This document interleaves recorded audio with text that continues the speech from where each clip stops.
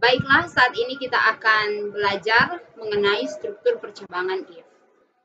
Struktur percabangan if merupakan materi yang paling dasar yang harus kita pelajari ketika kita belajar mata kuliah algoritma dan struktur data. Nah, sebelum kita belajar lebih jauh mengenai percabangan if, ada baiknya kita tahu dulu apa yang dimaksud dengan percabangan. Percabangan merupakan salah satu elemen algoritma yang paling sederhana. Pernyataan percabangan memungkinkan suatu pernyataan dieksekusi hanya jika suatu kondisi terpenuhi atau tidak terpenuhi. Seringkali dalam kehidupan kita sehari-hari, kita berhadapan dengan beberapa pilihan. Nah, dalam pilihan-pilihan tersebut, pasti ada kriteria-kriteria tertentu yang memungkinkan pilihan itu dapat kita laksanakan atau tidak dapat kita laksanakan. Nah, setiap pilihan dan kondisi itu pasti ada nilai booleannya. Apa yang dimaksud dengan nilai boolean? Nilai boolean merupakan sebuah nilai yang memiliki dua hasil, yaitu nilai benar dan nilai salah, atau biasa dalam algoritma dikenal dengan istilah true dan false. Jika true, maka kondisi tersebut akan dilaksanakan atau pilihan itu akan kita ambil, dan jika nilai booleannya false, maka kondisi itu tidak kita laksanakan atau tidak kita ambil. Dalam algoritma dikenal ada 3 proses percabangan, yaitu yang pertama, proses percabangan dengan kondisi satu keputusan, atau biasanya disebut dengan kondisi if-then, percabangan if-then. Nah, selain satu keputusan, ada juga percabangan dengan kondisi 2 keputusan, atau dikenal juga dengan istilah if-then-else. Selanjutnya ada yang ketiga, yaitu jika keputusannya lebih dari 2, kondisi dengan keputusan yang lebih dari 2. Bisa 3, bisa 4, bisa 5. Dan dalam algoritma dikenal dengan istilah if, then, else if. Saya beri contoh. Kondisi percabangan dengan satu keputusan, misalkan jika kita lapar, maka kita makan. If lapar, then makan, maka keputusannya hanya satu. Lalu bagaimana dengan 2 keputusan? 2 keputusan misalkan, jika lampu merah, then berhenti, atau else itu atau tabrak lari. Nah, sedangkan if then else if, maka pilihannya menjadi lebih dari 2, menjadi lebih dari 3. Contohnya dalam kehidupan sehari-hari. If sudah malam, then bisa saja pilihannya yang pertama rebahan, yang kedua mandi, atau jalan-jalan, atau makan, atau apa saja pilihannya. Nah, pilihan-pilihan inilah yang disebut dengan pilihan lebih dari 2. Sebuah kondisi yang hasil keputusannya bisa lebih dari 2. Maka dalam percabangan juga dikenal istilah if, then, else if. Oke, kita akan mulai pelajari dari yang pertama, yaitu percabangan tunggal atau if then. Nah, percabangan tunggal seperti yang tadi sudah dijelaskan sebelumnya akan bekerja apabila hanya ada satu alternatif instruksi. Nah, sebuah compiler akan menjalankan instruksi tersebut apabila kondisinya terpenuhi atau nilai akhirnya adalah true, benar. Jika nilainya benar, maka akan dijalankan perintah tersebut atau instruksi tersebut. Tetapi jika nilainya false atau salah, maka instruksi tersebut tidak akan dijalankan. Nah, itu adalah percabangan tunggal. Hanya ada satu hasil akhirnya atau instruksinya dan perintahnya. Nah, contohnya di sini dapat kita lihat. Jadi pada gambar flowchart-nya, di situ kita bisa lihat bahwa inputannya ada satu inputan masuk, kemudian dicek di kondisi. Apakah kondisinya bernilai true atau bernilai false? Jika true, maka akan dijalankan. Jika false, maka tidak akan terjadi apa-apa, tidak dilakukan apa-apa. Hanya akan dikerjakan instruksi yang di bagian bawah sini jika nilainya true. Nah, dalam pseudocode kita bisa tulis if kondisi then instruksi. Jadi jika kondisinya benar maka instruksinya and if. Nah, dalam bahasa C, dalam algoritma dan struktur data ini kita akan gunakan bahasa C untuk bahasa pemrogramannya. Nah, sama seperti yang ada di pseudocode, tetapi bedanya adalah kita samakan penulisan dalam bahasa C dengan perintah-perintah yang memang harus kita buat. Jadi misalkan kita buatkan if kondisinya dalam bentuk tanda kurung, kemudian untuk instruksinya dalam bentuk kurung kurawal, karena memang itu aturan dalam bahasa C. Oke. Nah, kita bisa lihat di sini ada contoh. flowchart maupun pseudocode. Jadi ada suatu kondisi di mana kita memasukkan data dalam bentuk usia. Nah, kemudian kita masukkan usia dan kemudian muncul kondisi untuk dipenuhi. Di kondisi itu tertulis bahwa jika usia lebih dari atau sama dengan 17, maka yang diterima adalah usia yang lebih dari 17 atau sama dengan 17.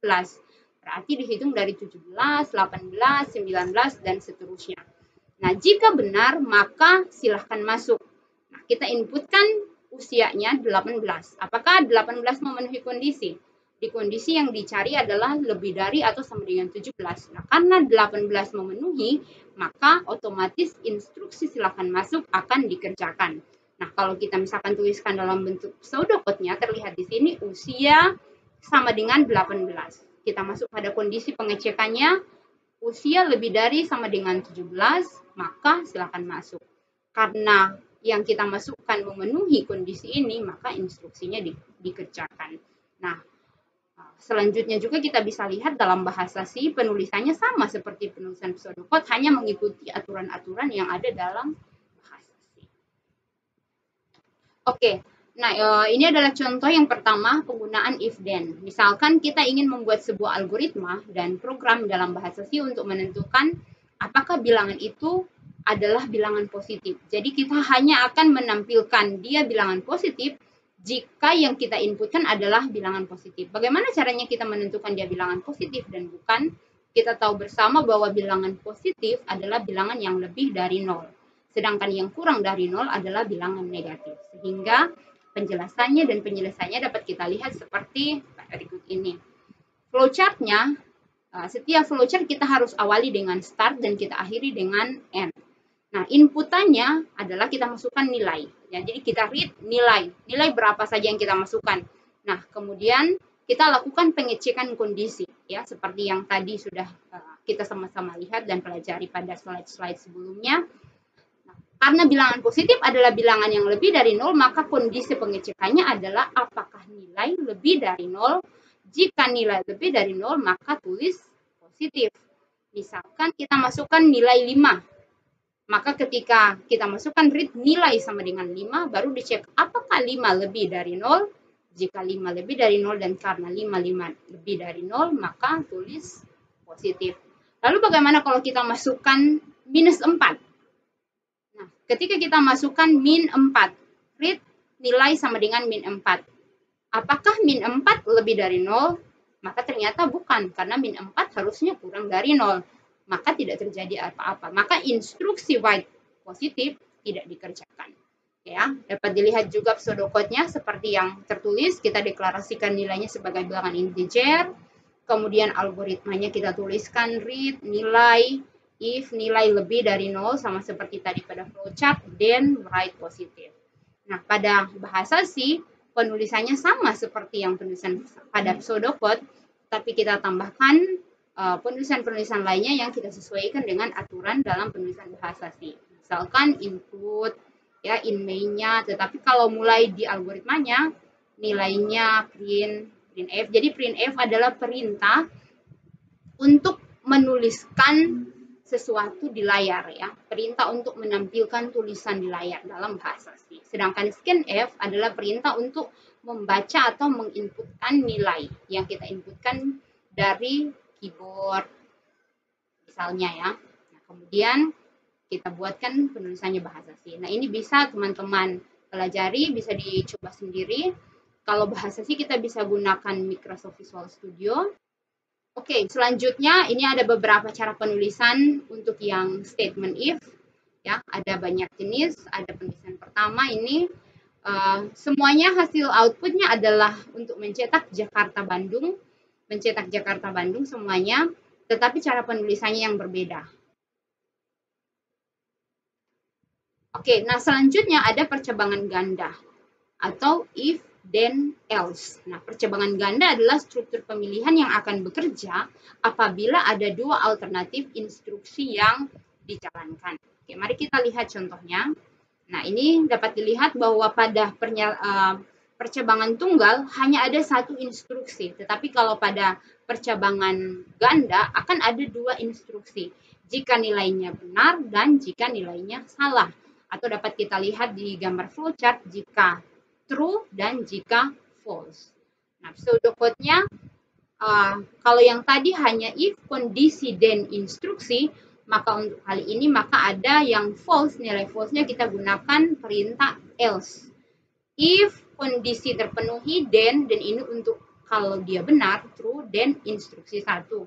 Else adalah jika dia tidak memenuhi atau nilainya false, else instruksi 2. Selanjutnya dalam bahasa C juga ditulis sama seperti dalam pseudocode. Dapat dilihat di sini. Kita lihat contohnya seperti yang contoh sebelumnya. Kita masukkan usia, jadi ada permintaan untuk read usia. Selanjutnya dicek apakah usia itu lebih dari sama dengan 17. Misalkan sekarang kita masukkan usianya 16. Usia sama dengan 16. Kemudian masuk kepada kondisi, apakah usia lebih dari sama dengan 17? Apakah 16, karena tadi kita masukkan usia 16, lebih dari atau sama dengan 17? Ternyata tidak. Ternyata salah karena 16 kurang dari 17. Maka otomatis yang dikerjakan adalah yang instruksi false. Karena nilainya tidak memenuhi yang true. Oleh sebab itu ditulislah atau yang dikerjakan adalah instruksi dilarang masuk. Instruksi yang false. Ya. Kalau misalkan kita masukkan usia 20 bagaimana? Kalau kita masukkan usia 20, apakah usia lebih dari sama dengan 17? 20 kan lebih dari 17. Maka instruksi yang mana yang akan dikerjakan? Maka instruksi yang true yang akan dikerjakan. Maka yang akan dikerjakan adalah write, silakan masuk. Selanjutnya, misalkan contoh yang berikutnya kita ingin membuat algoritma untuk menampilkan sebuah bilangan itu apakah lebih dari 10 atau kurang dari 10. Nah, ini sama seperti yang sebelumnya, kita masukkan nilai berapapun nilainya, kemudian kondisinya yang kita atur. Karena kita ingin mengecek apakah bilangan itu lebih dari 10 atau kurang dari 10, maka kondisinya kita buat nilai lebih dari 10. Jika dia benar, maka kita tulis lebih dari 10. Selain daripada itu, nilai false-nya atau nilai salahnya adalah kurang dari 10. Nah, ini adalah beberapa contoh penulisan statement if then else. Jadi, di sini bisa kita lihat di flowchart-nya. Jadi, ada inputan A sama dengan 5, B sama dengan 7, kemudian ada kondisi A kurang dari B. Jika benar, maka printf Jakarta, dan jika salah atau false, di sini disimbolkan dengan F, printf Bandung. Kemudian printf Surabaya. Kalau dituliskan dalam bahasa C, kita bisa lihat di nomor 1 di sini misalnya if A kurang dari B, printf Jakarta, else printf Bandung, kemudian printf Surabaya. Dan di penulisan nomor 2 juga sama, yang berbeda hanya letak penulisan penempatan printf-nya. Jika di nomor 1 printf-nya ditaruh enter setelah kurung kurawal, sedangkan pada statement nomor 2 ditaruh setelah kurung kurawal. Nah, ini kalau di print, dicetak, dan dijalankan, maka komputer akan menampilkan hasil yang sama seperti akan tercetak Jakarta, Surabaya. Hanya cara penulisannya yang berbeda.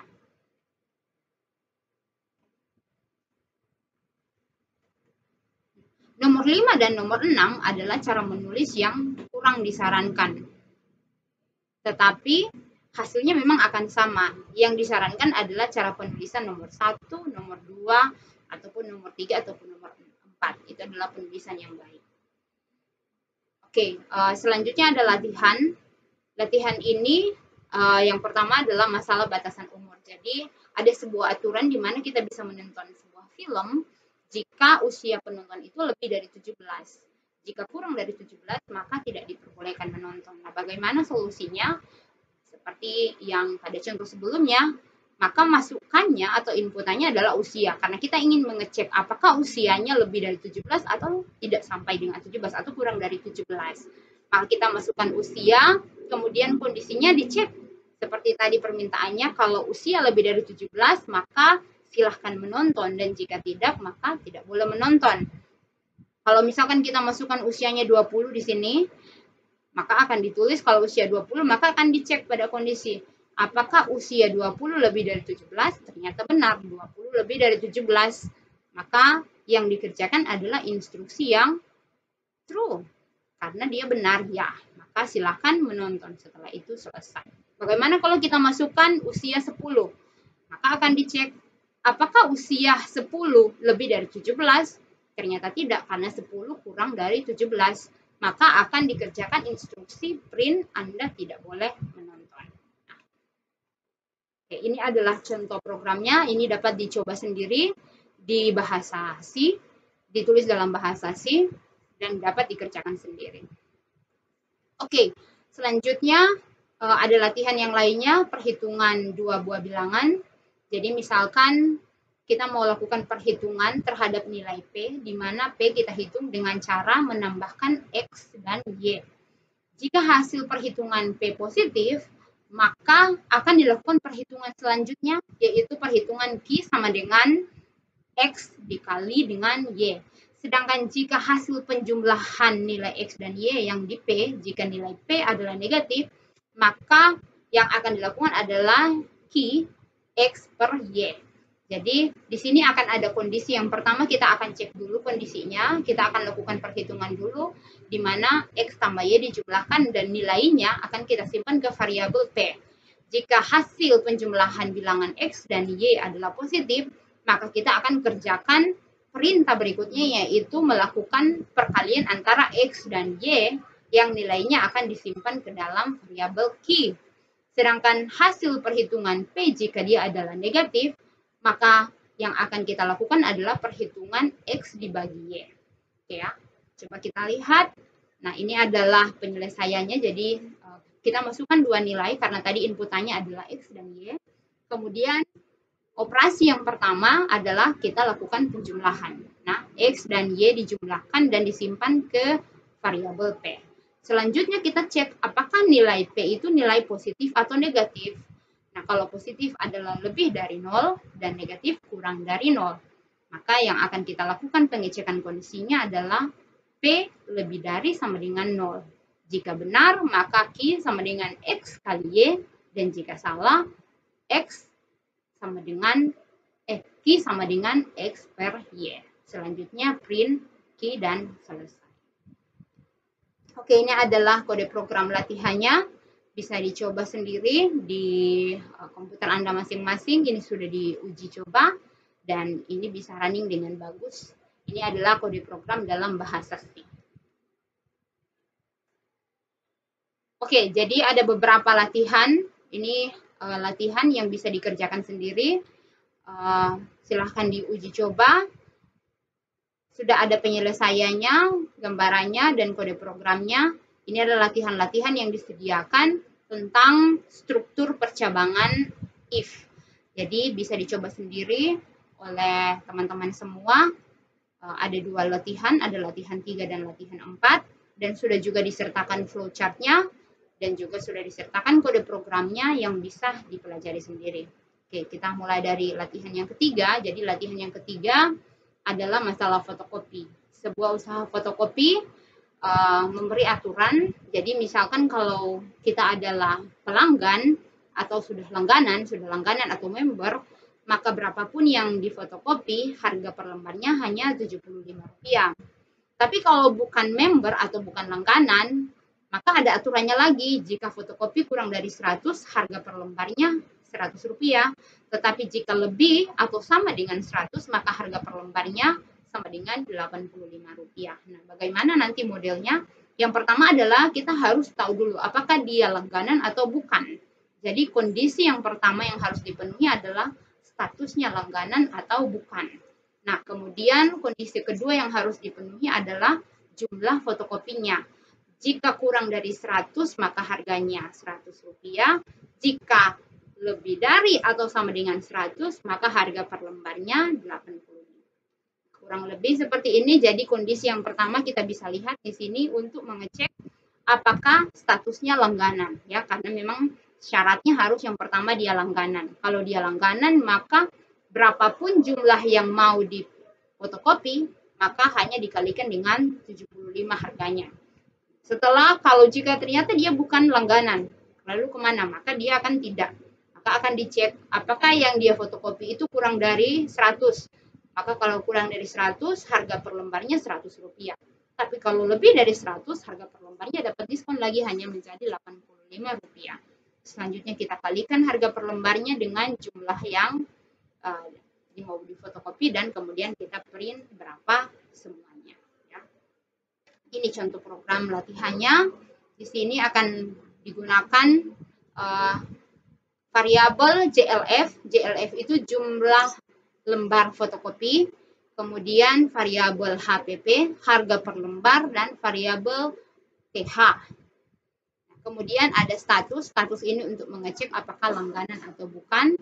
Kemudian kita masukkan status langganan, kita masukkan L kalau dia langganan, dan kita masukkan B kalau dia bukan langganan. Maka scanf, %C, kenapa kita gunakan %C? Karena %C untuk memasukkan nilai char. Karena di status yang kita masukkan, datanya kita tentukan dalam bentuk char.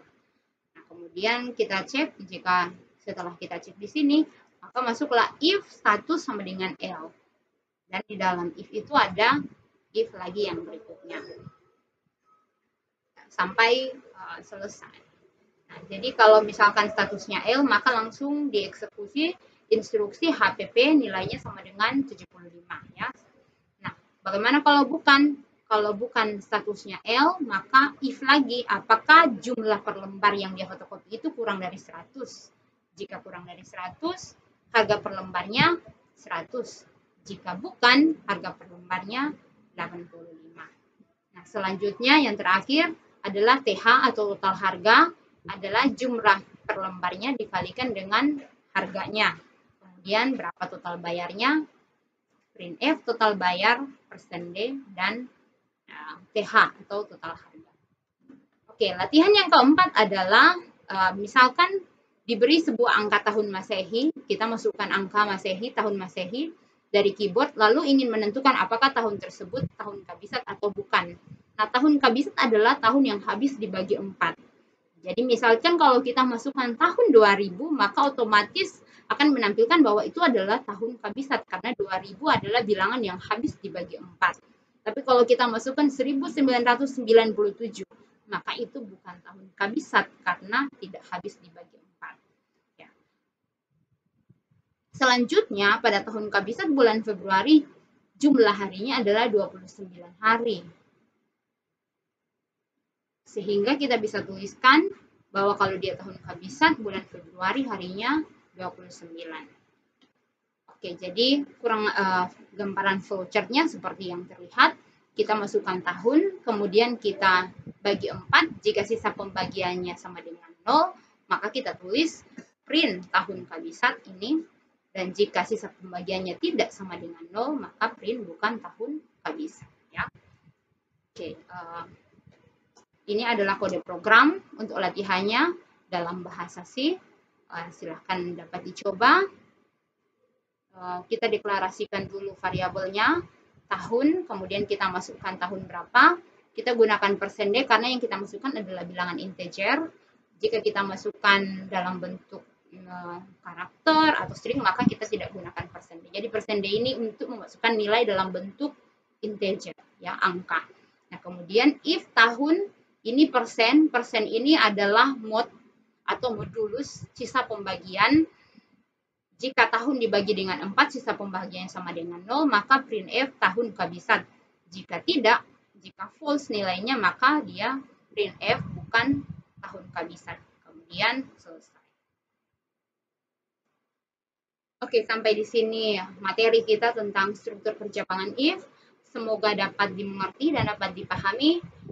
Sampai jumpa pada pertemuan-pertemuan